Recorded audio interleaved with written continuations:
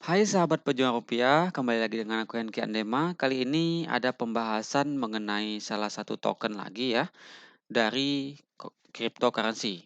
Nah, koinnya apa? Oke, aku akan bahas mengenai token VD ya. Di mana VD ini sebelumnya kalau kita lihat historinya itu sempat naik lumayan tinggi ya. Kalau nggak salah kenaikannya itu kurang lebih sekitar 100 rupiahan ya kalau dirupiahkan. Nah, bagaimana analisa buat VD dan juga apa saja, yang bisa terjadi kepada VD ke depannya? Untuk analisanya buat teman-teman yang penasaran silahkan tonton video ini sampai selesai, jangan di-skip-skip ya supaya, tidak salah dalam menangkap apa yang aku sampaikan. Baik, tanpa membuang waktu mari kita mulai pembahasannya. Dimulai seperti biasa diawali dengan coin market cap. Terlihat hari ini tanggal 21 November 2021 secara global market crypto bisa dikatakan naik sekitar 1,13% ya, lumayan. Di mana ini, bisa kita lihat di altcoin ya. Altcoin di sini sangat-sangat luar biasa, tentunya ada di AVAX ya atau Avalanche ya. Ini naik kurang lebih sekitar 11% hari ini. Untuk 7 hari terakhir saja kita naik sekitar 42%, luar biasa. Dan juga ada koin, CRO ya atau Crypto.com, di sini naik sekitar 22%. Nah, begitu juga di sini kalau kita lihat ada beberapa koin dan juga token yang lain seperti Algorand ya, Algo Elrond di sini ya, naik juga. Di sini ada AXS atau Axie Infinity juga naik hari ini sekitar 9% dan juga TRX atau Tron ya. Nah, kita akan bahas tentunya di VDX dulu ya, VD ya. Oke, VD kita searching di sini. Nah, oke kita lihat di sini VD yaitu salah satu token ya, token yang ada di jaringan Ethereum. Nah, untuk VD sendiri di sini di peringkat 1050 dengan harga saat ini sekitar Rp20. Di mana untuk total supply VD sebanyak 10 miliar token ya. Saat ini sudah beredar kurang lebih 9,89.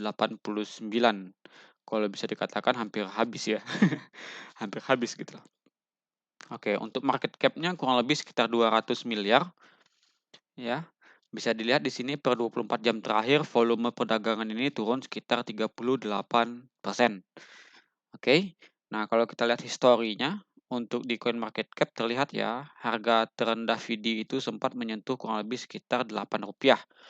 Untuk harga, pertama ya, di situ di harga 35, saat ini harganya 20. Secara otomatis kita sudah berada di bawah dari harga bukaan pertama kali ya, di tahun 2019, di bulan, September ya, September 2019.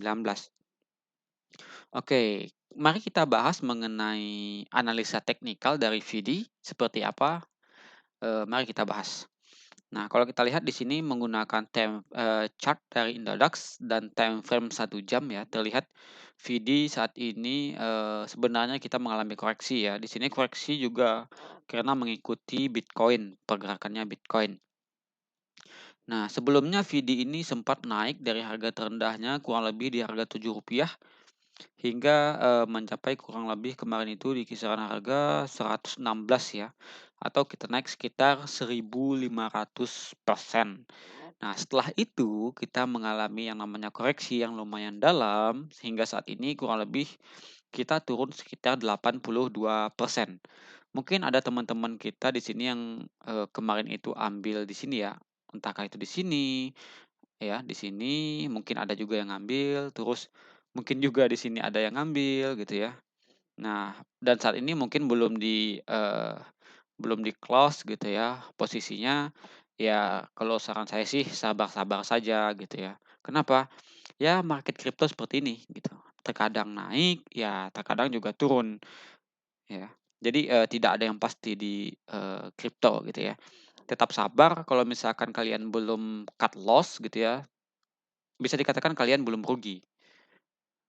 Hanya saja aset kalian yang berkurang, ya. dengan catatan belum dijual ya, belum di cut loss. Nah, kalau misalkan nanti suatu saat VD ini naik lagi, ya otomatis kan kita bisa mendapatkan ya minimal balik modal atau bisa saja kembali untung gitu ya. Nah, oke, kita lanjutkan pembahasan intinya untuk analisa teknikal VD. Kalau kita lihat menggunakan, chart dari time frame 1 jam, kalau mungkin aku boleh besarkan lagi, kita ambil saja di time frame 3 hari ya, 3 harinya supaya kita lebih mudah untuk analisanya. Nah, terlihat di sini koreksi yang lumayan dalam tadi sekitar 80%-an. Kalau kita tarik garis ya dari, eee, kenaikannya ini ya, resisten yang ada di sini yang terbentuk, ya aku tarik dari resisten di sini, satu ya. Oke, aku coba, buat dulu.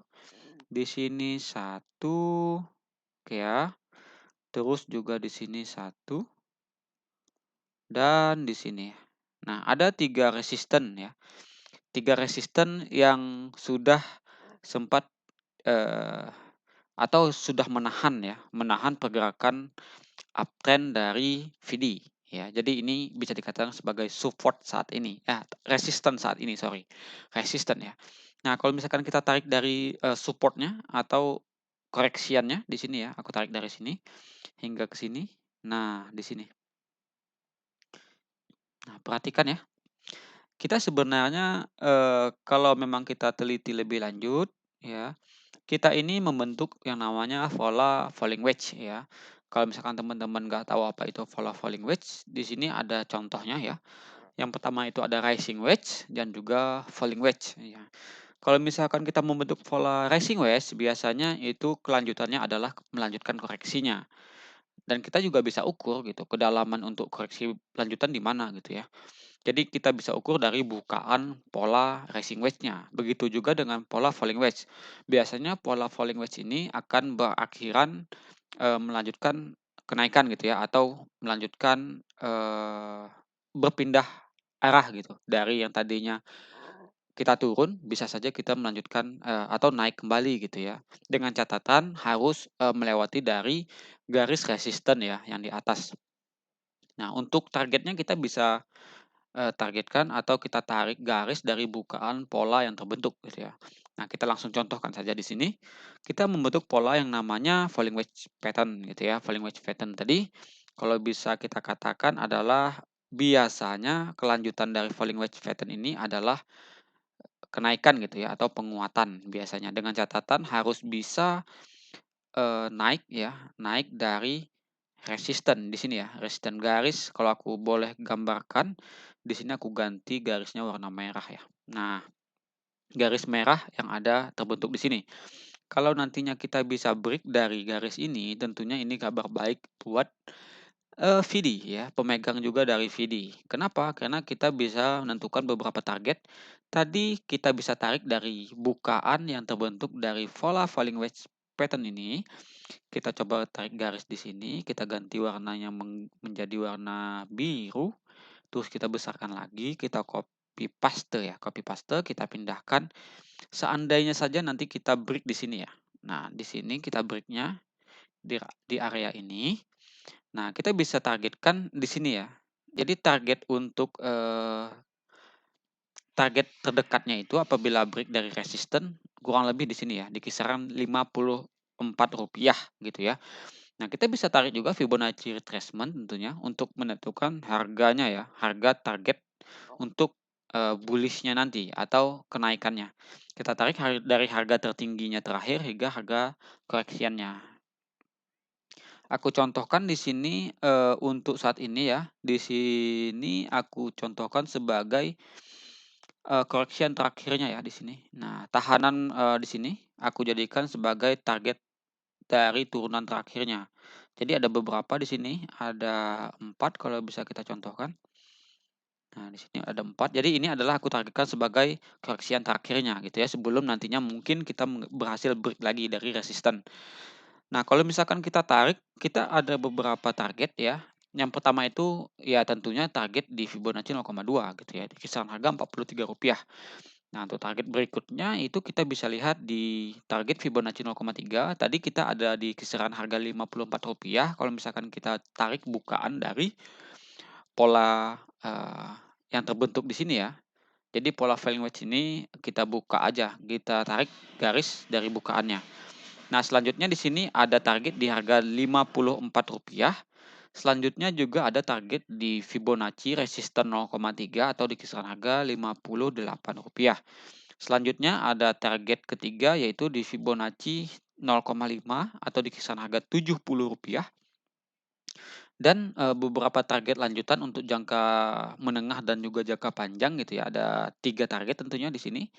Ini yang pertama di Fibonacci 0,6 dan di Fibonacci 0,7, yang terakhir itu ada di Fibonacci 100 ya, atau di kisaran harga Rp123 ya. Itu adalah target-target yang bisa saja terjadi untuk, VD ya, untuk jangka menengah dan juga jangka pandang. Untuk jangka pendeknya tadi ada 3 target yaitu di harga Rp43, Rp54, Rp58, dan Rp70. Nah, kenapa aku katakan kalau misalkan ada tadi yang nyangkut mungkin di kisaran, sebentar, mungkin di kisaran di sini ya, di sini mungkin nyangkutnya belum dijual gitu ya. Nah, sabar. Kenapa aku katakan sabar? Apabila nantinya VD ini kembali bullish gitu ya, dan syukur-syukur dia bisa kembali, break ya, berhasil break dari ATH sebelum yang ada di sini, garis merah atas ini, ya. Jadi ada beberapa target tentunya yang bisa dicapai oleh VD berikutnya apabila melewati dari ATH-nya. Di mana targetnya? Ya, kita bisa lihat di sini. Kita coba kecilkan supaya terlihat semua target dari VD ke depannya, ya. Sekali lagi aku katakan di sini jangan dijadikan sebagai patokan untuk teman-teman jual dan beli ya. Ini bisa saja terjadi dan juga bisa saja tidak gitu. Namanya juga analisa, tidak ada yang pasti gitu ya. Target berikutnya itu kalau misalkan kita berhasil break dari ATH yang terbentuk di area ini atau di kisaran kurang lebih harga tadi sekitar Rp123, bisa saja atau, tidak ada menutup kemungkinan kita bisa mencapai target kurang lebih di Fibonacci 1,6 yang pertama, yang kedua ada di Fibonacci 2,6, yang ketiga ada di Fibonacci 3,6 ya, di sini, dan yang terakhir itu aku rasa target tertingginya yang mungkin saja bisa dicapai yaitu target di Fibonacci 4,2 atau di kisaran harga Rp464.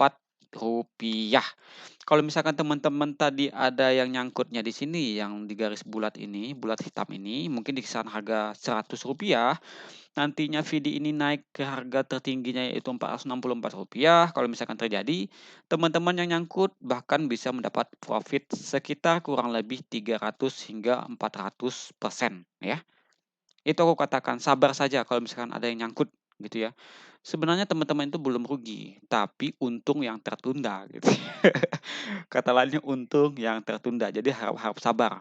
Nah, buat teman-teman yang trading aku sarankan gunakanlah uang atau, keuangan yang dingin gitu ya, atau uang yang tidak benar-benar tidak dipakai untuk jangka yang pendek gitu ya. Jadi uang yang aman lah, ibaratnya kalau misalkan teman-teman 2 tahun pun tidak menggunakan uang tersebut, teman-teman masih bisa makan, masih bisa jalan-jalan dan beli yang lain-lain gitu ya. Jadi benar-benar uang yang sangat-sangat dingin gitu. Oke, ketimbang ya mungkin teman-teman daripada stoknya itu di bank gitu ya, mungkin bunga bank tadi juga nggak terlalu besar ya. Mending kita masuk di, ya aku bisa katakan ya mending kita di sini gitu loh. Kenapa? Kita bisa saja mendapatkan profit. Sekali lagi ini bukan ajakan, jadi, bijaklah dalam memanajemen keuangan teman-teman ya.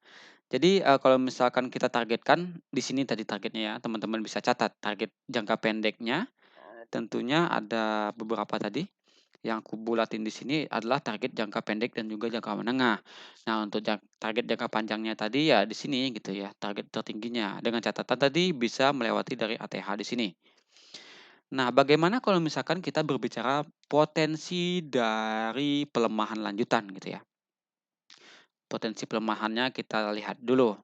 Jadi kalau misalkan kita tarik Fibonacci retracement sudah lewat dari semua support ya. Nah, di sini. Sebenarnya kita sudah lewat dari semua support yang ada di Fibonacci gitu ya. Support 0,7 juga sudah lewat atau di kisaran harga kurang lebih Rp32 ini. Nah, kalau misalkan kita lihat di mana saja supportnya lagi, kalau misalkan melanjutkan koreksi gitu ya. Jadi supportnya itu ada di sini. Yang pertama ada di support di harga kurang lebih sekitar Rp16 ya. Itu yang pertama. Yang kedua di sini ada tahanan sebelumnya di sini kurang lebih di kisaran harga Rp11 dan yang terakhir itu tentunya ada di, paling bawah ya. Harga paling bawah dasarnya itu ada di harga Rp7 ya. Dengan catatan sekali lagi mungkin apabila kita break dari, support yang terbentuk dari pola falling wedge pattern ini gitu ya, bisa saja hal yang kita bicarakan barusan bisa saja terjadi gitu ya. Kalau misalkan kita break dari, support, ini ganti warna merah saja supaya membedakan gitu ya. Merah support dan juga biru adalah resisten. Apabila nantinya kita break ya, contohnya seperti ini, kita penguatan, turun, koreksi, naik, koreksi lagi di sini, penguatan, koreksi, penguatan, kita break dari support ya. Break dari support mungkin saja yang menahan itu ada 3, yang pertama itu di kisaran harga tadi Rp16, yang kedua kalau misalkan tidak kuat kita bisa tertahan di mungkin di harga Rp11, dan kalau misalkan pun masih tidak kuat kita masih ada tahanan di kurang lebih harga sekitar Rp7 ya. Jadi 3 tahanan ini yang, pastinya menjadi support saat ini ya, support terdekat dari VD ya. Kalau buat teman-teman yang ingin ambil posisi, aku sarankan sih tunggu momentum.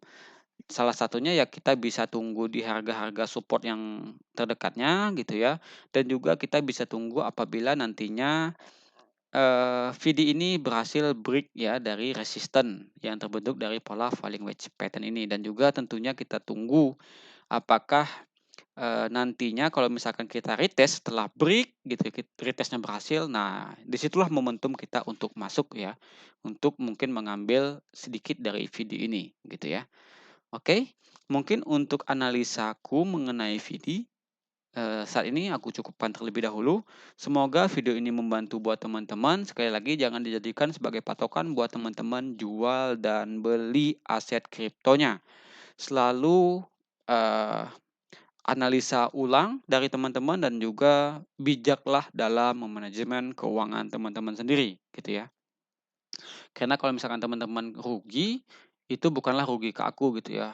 Apabila teman-teman juga untung, bukanlah keuntungan untukku, gitu ya. Oke, terima kasih banyak buat teman-teman yang sudah tonton video ini sampai selesai, gitu ya. Tetap terus support channel ini supaya bisa berkembang seperti YouTuber yang lainnya gitu ya. Supaya saya, bisa memberikan, terus memberikan pandangan mengenai cryptocurrency. Sampai bertemu lagi di next video, salam sehat buat teman-teman, stay safe, salam